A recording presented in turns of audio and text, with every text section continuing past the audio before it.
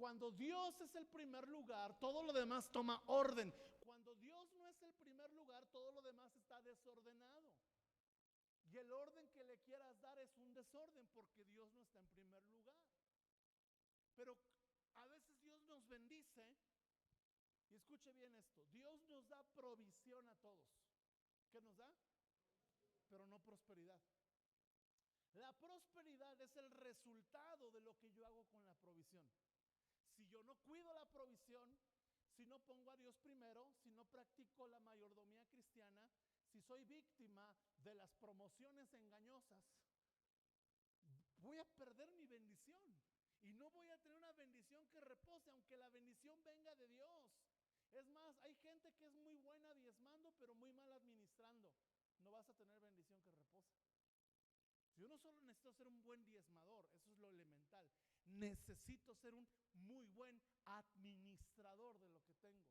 ¿Por qué? Porque eso provoca que la bendición, diga conmigo, repose. Ahora, ¿cuántos han recibido una bendición de parte de Dios? ¿Sí? ¿Quieres que repose o que se te vaya así, como agua en las manos? Yo quiero que la bendición repose sobre tu casa. Por eso es que te quiero hablar de los hijos de primicia, porque estos traen bendición que reposa y que hace que venga la redención. Ahora, escuche bien, mucha gente pacta por un milagro, pero pocos pactan por un propósito. Y estos 5 hijos de primicia que vamos a ver, nos hablan de 5 bendiciones que tú y yo tenemos cuando caminamos en el propósito de Dios. ¿Las quiere descubrir? ¿Sí? Los 5 nacieron de manera sobrenatural. 4 de ellos de madres declaradas estériles y 1 de ellos un milagro inusual en la historia de la humanidad. Y cada uno nos va a conectar. El primero que quiero que hablemos de él es Isaac. E Isaac se encuentra en Génesis capítulo 21, verso 1. Isaac se encuentra en Génesis capítulo 21, verso 1. Ahora yo quiero que usted lea con atención estos versículos. Génesis capítulo 21. Dicen que el predicador repite el texto hasta que él lo encuentre. Entonces, ya lo encontré. Visitó, me encanta esta palabra, visitó. ¿Cuántos fuimos visitados estos días? Jehová a Sara. Ahora, cada mujer que usted ve es un tipo de iglesia. No, diría el pastor Toño, ese es otro mensaje que Dios no me ha dejado predicar, ¿verdad? No, Milton es el que dice eso, ¿verdad? Visitó Jehová a Sara como había dicho, e hizo Jehová con Sara como había. Dígalo fuerte, otra vez lo voy a leer. Dice, visitó Jehová a Sara como había. Y Jehová hizo Jehová con Sara como había. Y Sara concibió y dio a luz a Abraham un hijo en su vejez, en el tiempo que Dios le había. Entonces el primer hijo, escuche bien, es el hijo de promesa. La primera bendición que viene cuando tú estableces a Dios como primero, cuando tú eres la primicia, cuando tú das tu primicia y abres el cielo para un rompimiento, lo primero que va a venir sobre tu vida, la primera bendición que reposa, que es el sello de una redención, es que tú vas a caminar en las promesas de Dios. Y tú vas a ser un hijo de promesa. Muchos somos hijos de promesa, que o no estábamos planeados pero por el hombre, pero por el cielo sí. O quizás éramos hijos que los papás estuvieron orando a causa de una infertilidad y Dios envió un milagro, y qué increíble. Otros somos hijos de promesa porque estábamos a punto de morir y Dios tuvo misericordia de nosotros y nos dio más tiempo en esta tierra. Pero escucha, lo interesante es que el hijo de promesa es aquel que camina en promesas. No caminas en orfandad, no caminas sin dirección, sino que caminas en promesas. Las promesas del Señor, yo en la mañana lo ilustraba de esta manera. La fe es como una balsa, como una barca. Y esa barca siempre va a estar en el agua, siempre. Esa barca de la fe nunca se va a hundir. Pero ¿qué es una barca sin remos? ¿Va a vivir sin? Los remos son las promesas. Los remos son las promesas que le dan dirección a tu vida. Me encanta porque dice aquí la historia que Dios le habló a Sara, le dijo que iba a tener un hijo y lo tuvo como le dijo, y lo tuvo en el tiempo que Dios le dijo. Por eso tú y yo tenemos que movernos en lo que Dios nos ha dicho. Las circunstancias pueden ser adversas, de hecho es necesario que lo sean, porque si las circunstancias no son adversas, ¿para qué quieres una promesa? Las promesas divinas, escucha bien, están diseñadas para tener un cumplimiento en una situación a veces totalmente contraria al escenario de lo que una promesa significa. Es decir, Dios te va a dar un hijo, pero como es una promesa divina, tenía que ser estéril la mujer. Abraham, Dios te va a dar una nación, pero como es una promesa divina, te tengo que sacar de tu nación. No es que tú ibas a ser el líder de tu nación, sino te voy a dar una nación. ¿Y dónde está? No, va a salir de ti. No tengo hijos, mi mujer es estéril. Eso es una promesa divina. Es aquello que su cumplimiento solo es en un escenario donde el hombre no tiene el control. ¿Me están siguiendo? Díganme amén. Ahora, este hijo de promesa, escucha bien, las promesas vienen en tiempos de visitación. Visitó Jehová a Sara. Por eso es que tú y yo necesitamos tiempos de visitación del Espíritu Santo. Por eso es que necesitamos exponernos a la presencia de Dios. Por eso es que necesitamos clamar por momentos de llenura con el Señor, porque esos momentos de llenura van a desatar sobre nuestra vida grandes y preciosas promesas. Pero lo segundo es el segundo hijo, llamado José. Y la historia de José está en Génesis capítulo 50, verso 19 al 21, lo que vamos a leer ahora. Génesis capítulo 50, verso 19 al 21. Sabemos de la historia de José, cómo la providencia de Dios se movió en su vida. Porque la providencia, escucha bien, la providencia es el cuidado de Dios a cada una de sus promesas. Dios le había dado un sueño a José. El sueño era una promesa, como lo acabamos de leer y de meditar en Isaac.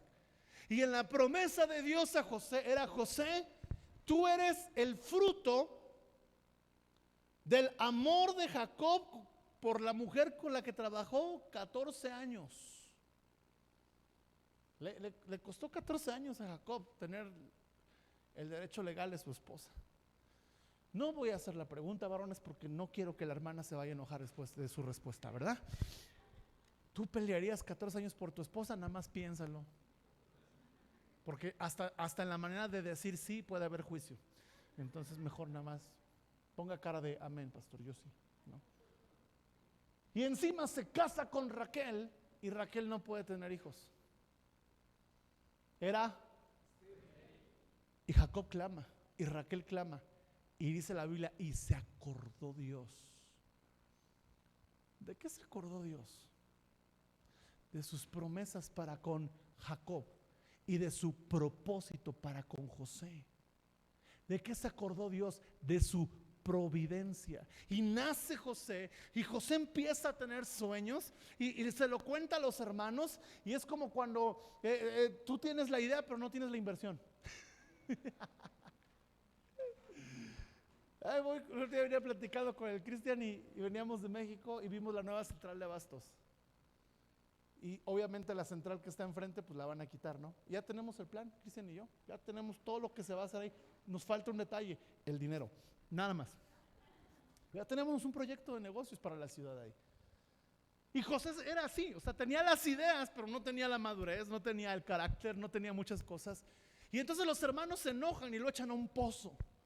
Y en el pozo ahí lo dejan, ¿verdad? Vienen unos árabes y lo venden a Egipto. Y en Egipto es esclavo en la casa de Potifar. Y José empieza a caminar en la promesa, pero también en la providencia. ¿Qué es la providencia? Es el cuidado especial de Dios sobre cada una de las promesas que te ha dado. Y ese cuidado es un cuidado que se maximiza cuando parece el escenario contrario para que se cumpla la promesa. Muchos creyentes quieren vivir de milagros y creemos en los milagros, pero hay momentos para vivir de procesos. Hay momentos para vivir en el cuidado providencial de Dios. Y como cantábamos el viernes en una declaración que cayó muy fuerte, aunque no pueda verlo, yo sé que tú estás obrando. Y así estaba José. Y entonces a la esposa de Potifar, la Biblia no dice cómo se llama, pero vamos a ponerle doña Poti, le gusta José. Y José era un hombre recto y dice: no, yo no puedo hacer esto. Y entonces ella lo acusa injustamente y lo meten a la cárcel. Y estando en la cárcel, José se hace líder. Es como si en la cárcel este muchacho que acaban de agarrar, le dicen los de la fiscalía: oye, Ovidio, pues administranos la cárcel, ¿no? Tú que tienes liderazgo y todo eso. Un preso lo pusieron al frente de la cárcel. ¿Cuándo usted ha visto eso? En México, no sé si, no, yo creo que igual no es así, se anda viendo, ¿no? Pero este era líder de la cárcel por su carácter, por su integridad y por su sabiduría. Y tenemos ahí a José siendo el líder de la cárcel, y dos hombres tienen un sueño, a los dos se los descifra y le dicen: mira, a ti te van a matar y tú la vas a librar. Y le dice: a ti no, porque pues como te vas a morir no hay mucho que puedas hacer por mí, pero tú que te vas a salvar, te voy a decir algo: acuérdate de mí. Y entonces se cumplen los sueños al cabo de 2-3 días. A este lo ahorcan y al otro lo perdonan y lo restauran en su servicio delante del faraón. Y el tipo se olvida de José. ¿Cuántas veces piensas o crees que Dios se ha olvidado de sus promesas? ¿O cuántas veces nosotros mismos nos olvidamos? O hasta personas se olvidan de las promesas que Dios ha hecho en nuestras vidas. Te digo algo, eso es necesario para que maduremos. Pasaron 7 años, ¿cuántos? Pero José seguía siendo diligente, confiando en la providencia. ¿Sabes por qué? Porque tenía una promesa. Las promesas de Dios son tu mapa en la providencia. Y a veces no tienes a dónde ir, o no sabes qué tan fuerte es lo que tienes que remar, pero tienes tu mapa. Dios me dijo esto, yo tengo que mantenerme en mi caminar con el Señor. No me puedo bajar de la barca. Muchos creyentes se quieren salir de la barca. El problema es que no saben nadar.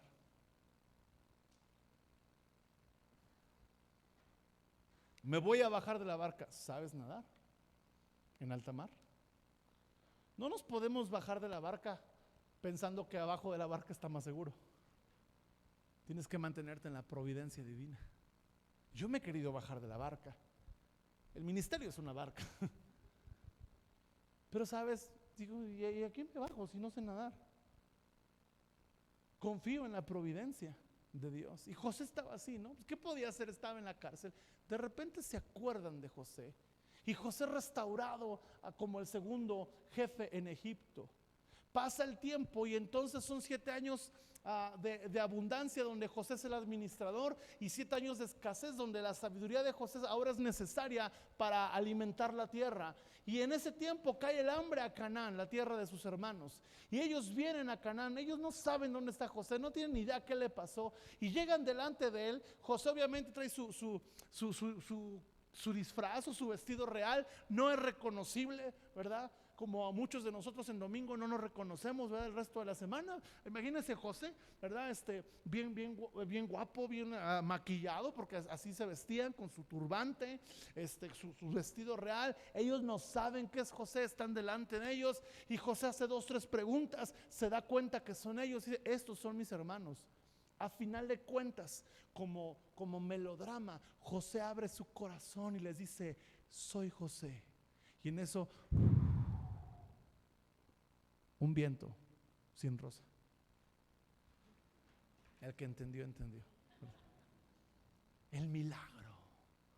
José está diciendo que a sus hermanos que es él, y ahí viene el airecito y lloran, se perdonan, y José dice: traigan a mi papá. Y llega el papá y comienzan a ser muy felices en Egipto. Y Jacob, a punto de morir, bendice a los hijos de José cruzando las manos, da una profecía sobre sus 12 hijos. Todo iba excelente hasta el día en que se muere José.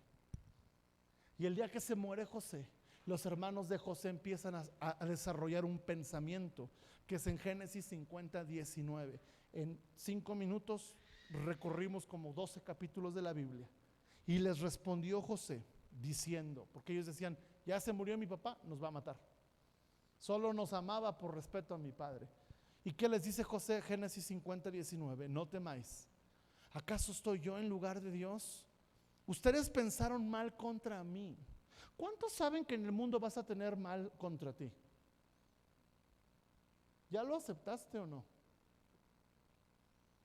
Porque el problema más fuerte que podemos tener es la aceptación de las dificultades. Mira, te voy a decir por qué hay mal contra nosotros.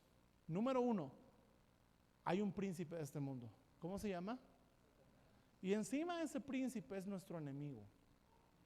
Es el enemigo de nuestras almas. Encima de todo eso, escucha bien, el mundo está caído. Es un mundo que cada día va en una entropía, una total descomposición. Cada día tú vas a ver que la sociedad se descompone más, la salud se descompone más, la economía se descompone más, porque vivimos en un mundo. Ay, pastor, yo vine por un poco de esperanza. Ahorita se la va a llevar, pero espérese tantito. Es que no tiene caso la esperanza cuando todo está bien. La esperanza brilla más cuando todo está mal. Vivimos en un mundo caído, tenemos un enemigo, tenemos el príncipe de este mundo que es nuestro enemigo, pero también Jesús dijo, en el mundo tendrán aflicción. Más confiad. Y esa es la palabra que José les está diciendo, confíen. Porque todo lo que se ha suscitado en mal contra ti, Dios lo encaminó a bien para hacer lo que vemos hoy. Escucha, tú estás en esta reunión, estás en este día, a pesar de todo lo malo que se ha encaminado en tu contra, Dios en su providencia lo ha encaminado a bien para que hoy tú puedas conocerle más a Él. Porque yo creo algo y estoy convencido de algo. Son las aflicciones del tiempo presente las que liberan sobre nosotros un mayor y eterno peso de gloria. Son las aflicciones del tiempo presente las que desatan sobre nosotros una mayor comprensión de esta verdad. Dios me ama y Dios está conmigo. Estos días un amigo pastor, Isaías, oraba por su servidor y oró, no fue una oración profética, fue una oración muy pastoral, muy de misericordia. Y dijo, Señor, yo sé que Él ha conocido tu consuelo, porque si no hubiera pasado por donde pasó, no lo hubiera conocido. Qué cierto es. Y a final de cuentas, escucha bien, te voy a decir algo bien desgarrador. No puede que no te guste mucho, pero ninguna pérdida es más alta que la ganancia que tienes de conocer a Dios en medio de la pérdida. Pero no dirás amén hasta que lo vivas. No lo puedo decir esto hasta que lo vives. Eso se llama providencia. Y luego dice, para mantener en vida a mucho pueblo. Escucha, la providencia siempre tiene un propósito que no termina en ti. El propósito de Dios para tu vida siempre está encaminado a bendecir la vida de alguien más. Quiero ir con el tercero, y este es Samuel. Y todos conocemos que Samuel, ¿verdad? Fue un hijo de promesa, un hijo que nació en la oración de su madre. Estaba ahí Ana, ¿verdad? Y parecía que estaba con algunas copas encima. Y el sacerdote le dice, hey, Ana, ya, bájale. Y dice, no, pastor, no estoy happy. Todo lo contrario, estoy en amargura de alma. Si no he tomado vino, solamente estoy aquí orando y es tanta mi aflicción que parece que estoy borrachita, pero no estoy borrachita. Y estoy orando y clamando. Ahí llega el sacerdote y dice, ok, pues Jehová haga así como le has dicho. Y Ana cambia, porque acababa de pactar a su hijo. Señor, si tú me lo das, yo te lo consagro. Y entonces viene la palabra, ¿sí? Toda promesa, escucha bien, toda promesa que Dios nos da debe ser notariada por nuestra cobertura espiritual. Una bendición sobre esa promesa. Entonces ella recibe esa certificación, por así decirlo, delante del Señor con el sacerdote, y ella se va a casa contenta. Y dice la palabra ahí, y el Cana se llegó a su mujer, porque ella llegó a su casa y dijo, el Cana, ven, hay una promesa, así es que yo no soy María, tenemos que colaborar juntos. Y entonces concibió y dio a luz un hijo que se llamaba Samuel. Y Samuel crecía. La palabra dice que Samuel crecía. Pero mira el crecimiento de Samuel. En primer libro de Samuel, capítulo 3, verso 2. Aconteció un día que estando Elí acostado en su aposento, cuando sus ojos comenzaban a oscurecerse de modo que no podía ver, Samuel estaba durmiendo en el templo de Jehová. Nota estos detalles, donde estaba el arca de Dios. Y antes que la lámpara de Dios fuese apagada, Jehová habló a Samuel. Notamos dos generaciones o dos corazones, porque no son generaciones, son dos corazones. A veces pensamos que los ancianos o los grandes ya se les está apagando el fuego y a nosotros los jóvenes. No son dos generaciones, son dos corazones. Una generación puede tener los dos corazones sin problema y luchar contra lo mismo.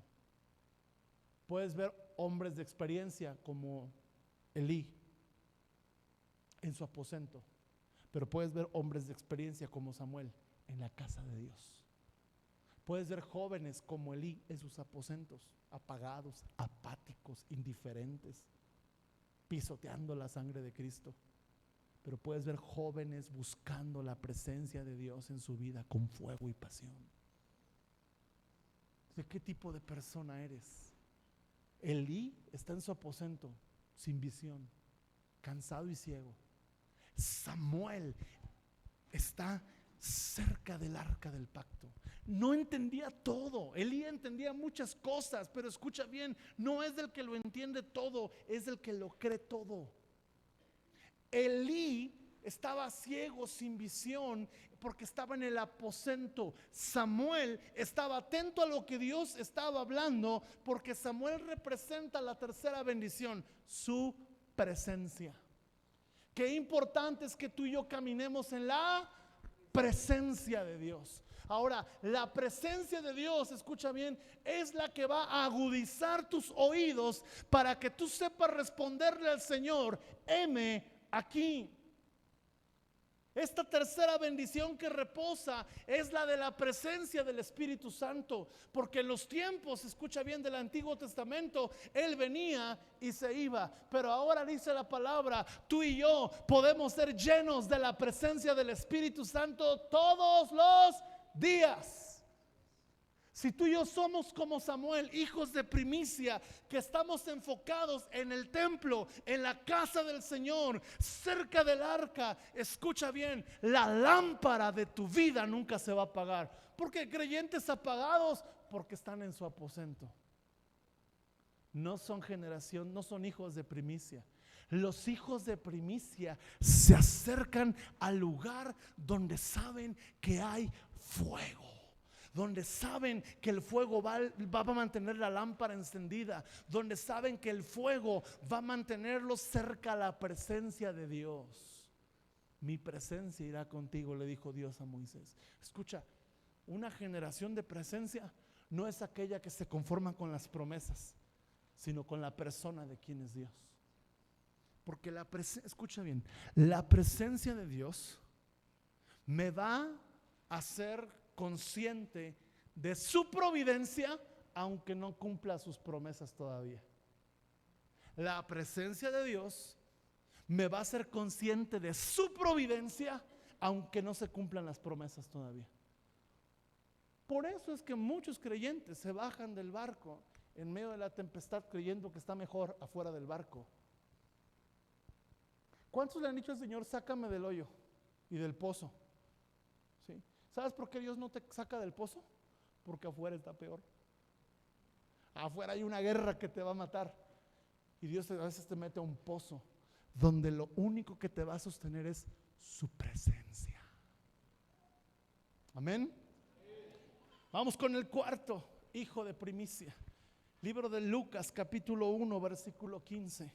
Dice Lucas 1, capítulo 15. Acompáñame ahí. Porque este será grande delante de Dios. Y habla de un hombre, un hijo que le iban a hacer a una mujer estéril. El papá de este hombre se llamaba Zacarías y su mujer Elizabeth. Eran fieles delante del Señor. Pero ya conmigo, fidelidad sin fe enmudece. Se acaba el testimonio cuando hay fidelidad sin fe. El papá era fiel, el papá era íntegro. Entonces están ahí sirviendo al Señor. El papá, llega un ángel y se le aparece y le dice: vas a tener un hijo y va a ser un profeta. Y tu mujer, que es estéril, va a dar a luz un hijo. Y dice: ay, ¿a poco sí? ¿Cómo va a ser esto? Y el ángel le dice: bueno, vas a estar mudo por cuanto no crees. Y lo enmudece. Y hasta que tu niño, ¿para qué me creas? Hasta que tu niño nazca, vas a volver a abrir la boca, ¿sí? Y cuando el niño nace, hasta profetizó, ¿sí? ¿Por qué? Porque ya había pensado mucho lo que había dicho. Y entonces este niño se llamaba Juan el Bautista y fue el precursor. Pero mira qué tremendo llamado y qué tremenda bendición que reposa y redención. Es lo que estamos viendo que hace un hijo de primicia: desata bendición, ¿sí o no? Ok. Y la cuarta bendición es esta: el poder. Dice Juan, aquí Lucas 1:15: porque este será grande delante de Dios, no beberá vino ni sidra, será lleno del Espíritu Santo, aún desde el vientre de su madre. Yo tengo una teología, no sé si sea buena, pero cuando un bebé brinca es porque algo está sintiendo del Espíritu Santo. Así le pasaba a Juan, ¿sí? Cuando María y Elizabeth se encuentran, el niño salta. ¿Por qué? Pues porque ya venía el Mesías en el vientre de María. Dice: e irá delante de él con el espíritu y el poder de Elías. Mira el poder, ¿para qué es? Para hacer volver los corazones de los padres a los hijos y de los rebeldes a la prudencia de los justos. Es decir, que cuando tú y yo somos hijos de primicia y caminamos en poner a Dios primero, se libera el poder de Dios sobre nuestras vidas para anunciar el evangelio. Se libera el poder de Dios en nuestras vidas para restaurar el corazón del huérfano. Se libera el poder de Dios sobre nuestras vidas para hacer que los pródigos vuelvan a casa, porque este es el poder de Dios. El evangelio es poder de Dios para salvación, y Cristo es poder y sabiduría de Dios. Amén. Una generación de primicia, hijos de primicia, van a ser aquellos que se van a cargar por las almas. Y cuando en tu corazón hay compasión por las almas, Dios libera el poder para que tú veas grandes milagros y grandes restauraciones. ¿Sabes cuál debería ser la meta como iglesia? No es cuántos llegamos a congregarnos, no es cuánto dinero llegamos a juntar. La meta que debemos de tener como iglesia son vidas cambiadas. Esa es la meta, porque el poder de Dios es poder para salvación. Y somos una iglesia que debemos de caminar en la unción precursora, porque este hombre, este Juan, iba adelante abriendo camino al Señor, pero un día se detuvo, se dio la vuelta, vio a Jesús y dijo: he ahí el Cordero que quita el pecado del mundo. Yo los bautizo con agua, pero Él los va a bautizar con Espíritu Santo y fuego. Una generación, los hijos de primicia, que caminan en poder. Todo su mensaje de vida, no su predicación, su mensaje de vida es un mensaje que apunta a Cristo y que apunta a la vida llena del Espíritu. No hay opción, no hay otro mensaje, no hay otra predicación. Cristo, solo Cristo, y el poder de su Espíritu Santo. Y el quinto hijo es el más importante de todos. Está en Mateo capítulo 1, verso 20. Este no era el hijo que iba a venir a hacer un milagro de una madre estéril. Este milagro en el vientre iba a ser un milagro, diga conmigo, inusual. ¿Por qué? Porque iba a ser concebido por el Espíritu de Dios en el vientre de una mujer virgen llamada María. Mateo 1:20 dice: y pensando él en esto, he aquí que un ángel se le apareció en sueños y le dijo: José, hijo de David, no temas recibir a María tu mujer, porque lo que en ella es engendrado del Espíritu Santo es. Verso 21: y dará a luz un hijo, de primicia, y llamará su nombre Jesús, porque Él salvará a su pueblo de sus pecados. Este es el Hijo del pacto. Él salvará al pueblo de sus pecados. Amados, si no caminamos en el pacto de la cruz, ninguna promesa tiene sentido. Si no caminamos en el pacto de la cruz, nunca experimentaremos la providencia de Dios.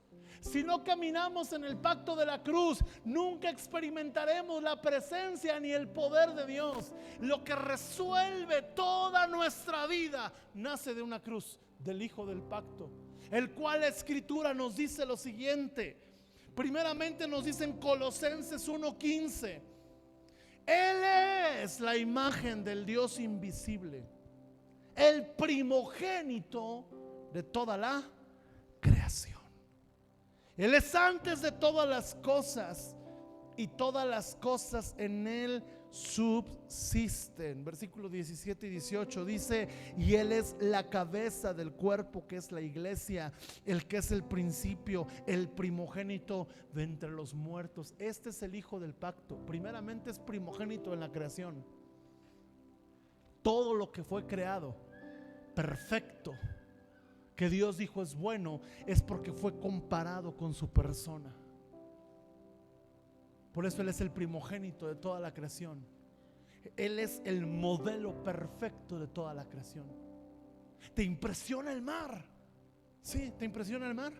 ¿Te impresiona el sol? ¿Te impresionan las constelaciones, las estrellas? ¿Te impresiona la perfección que hay en el ecosistema? Fue inspirado en Él, porque Él es el primogénito. La preeminencia de la creación es Él. Por eso dice la Biblia que sus ojos son como fuego, que su voz como el estruendo de muchas aguas, porque Él es el primogénito de la creación. Pero escucha, es el primogénito de los muertos. De todos los que han muerto, solamente el cielo ha colapsado por uno, por Él. Pero Corintios nos dice, en Primera de Corintios, el apóstol Pablo, después de que tiene esas revelaciones que van hasta el tercer cielo, él viene y escribe la carta a Corintios, y en el capítulo 15 verso 20 dice: mas ahora Cristo ha resucitado de los muertos, primicias de los que durmieron es hecho. Por cuanto la muerte entró en un hombre, por un hombre la resurrección de los muertos. Él es el primogénito de la creación, y todo lo perfecto de la creación ha sido inspirado en Él. Él es el primogénito de los muertos, porque de todos los que murieron, solamente por uno el cielo se colapsó y el infierno tembló. Pero Él es el primogénito de los resucitados, porque en su resurrección resucitamos todos los que hemos puesto nuestra fe en Él. Todos los que pusieron su fe de Cristo hacia atrás, desde Enos, Abraham, Noé, Abel, Jacob, Isaac, José, Josué, Gedeón, aún Sansón clamando en medio de su devastación: ten misericordia de mí. Todos ellos, David, apuntaron a uno que iba a resucitar, Jesús. Pero también después de su muerte, todos los que hemos apuntado hacia atrás, hacia aquella señal que se levantó como esa serpiente en el desierto, que cualquiera que mirare a Él sería libre de la mordedura, del veneno del pecado. Así también nosotros miramos al Hijo del pacto, el cual un día se sentó con 12 hombres, imperfectos todos, en una mesa donde había traición, en una mesa donde había gente que lo iba a negar, en una mesa llena de incredulidad, en una mesa llena de gente débil y rota. Y Él sacó la copa, y Él sacó el pan, y dijo: este es el nuevo pacto, y yo soy el Hijo del pacto, el primogénito y la primicia. Muy bien. el cual desata redención y desata bendición. Por eso es que esta tarde vamos a entregar primicias, pero no sin antes volver a poner nuestros ojos en el pacto de la cruz. ¿Quién puede tomar la cena del Señor mientras la reparten? Dice la Biblia que aquel que está en comunión con Dios, y sabemos esto, que la sangre de su Hijo amado nos limpia de todo pecado y podemos tener comunión con Él. Aquel que ha creído en Jesús como su Señor y su Salvador, pero aquel que sabe que esa sangre le ha cambiado, le ha transformado y ahora lo dignifica delante del Señor. No tomamos la cena del Señor ligeramente e indignamente, practicando el pecado, porque el que practica el pecado y toma de la cena del Señor, juicio come y bebe para sí, dice la Escritura. Mas ahora nosotros nos estamos sentando a la mesa del Señor, y antes de tomarla, yo quiero invitarte a que si tú sabes que no estás en completa comunión, te conectes a la comunión, porque no es una mesa para sacarte, porque en esa mesa estaba Judas, en esa mesa estaba Pedro, en esa mesa estaba Tomás, el incrédulo. Y el Señor les dijo: este es un pacto nuevo para romper con toda traición, para romper con esa fe débil e inestable, para romper con esa incredulidad, para romper con ese deseo de abandonar el barco pensando que abajo está mejor. Esta mesa es para que los enfermos encuentren sanidad, para que los pecadores encuentren perdón, para que los incrédulos encuentren una razón de creer, para que los que han traicionado al Señor encuentren un lugar, no en un árbol, sino junto a una cruz. Oh Judas, te equivocaste. Tenías que haber ido al madero, no al árbol, porque en el madero hubieras encontrado perdón y misericordia.